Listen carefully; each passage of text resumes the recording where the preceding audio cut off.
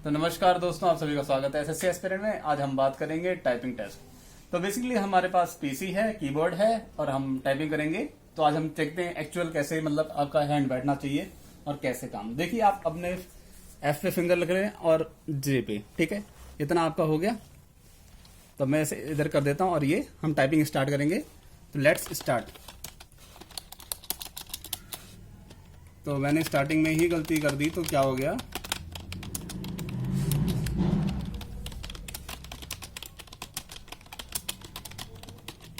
छोटू इधर भी दिखाइए हमारे हाथ।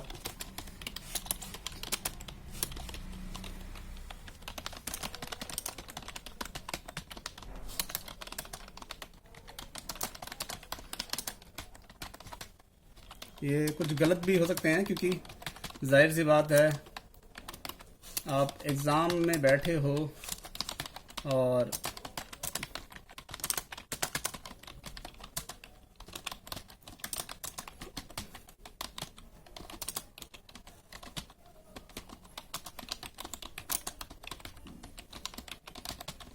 ये भी एक कला है दोस्तों कि आप कम स्पीड के साथ स्टार्ट करा और इतनी तेजी से भाग के आपने चीज़ों को अटेंड कर लिया है।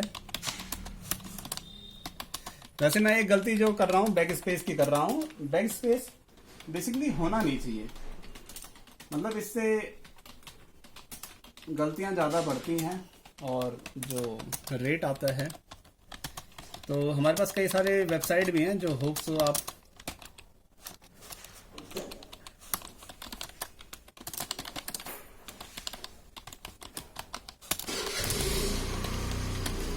आपको पता है कि अगर ये गलतियां ना हो तो ये 60+ भी चला जाएगा।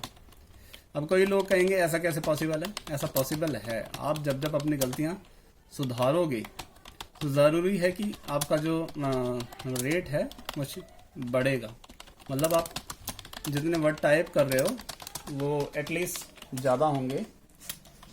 तो देखिए, ये आ रहा है 50+ आ रहा है।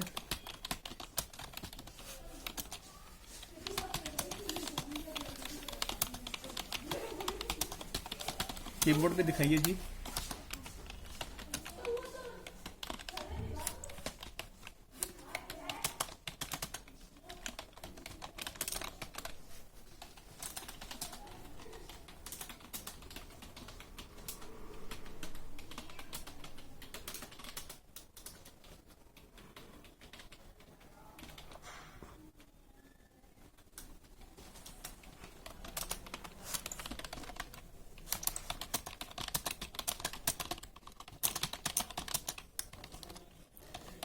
आपको कुछ प्रैक्टिस ऐसी करनी पड़ेगी क्योंकि आपका जो जितने भी सिंबल्स हैं वो बेसिकली टाइम टेकिंग है, और अगर वो ना रहे तो टाइपिंग टेस्ट तो कुछ भी नहीं है। फिर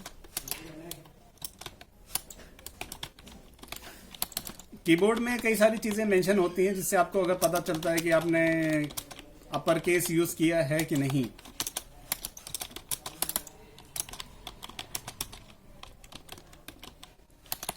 तो ये बेसिकली एग्जांपल है, आप देख सकते हैं। ये टाइपिंग करने का तरीका होना चाहिए।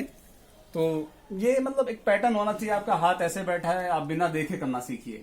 और बैक स्पेस जो आपका गलत हो रहा है, बेसिकली बैक स्पेस होना नहीं चाहिए। मेरा भी गलत आ रहा है, मगर एटलीस्ट मैंने 50+ तो कर ही लिया है।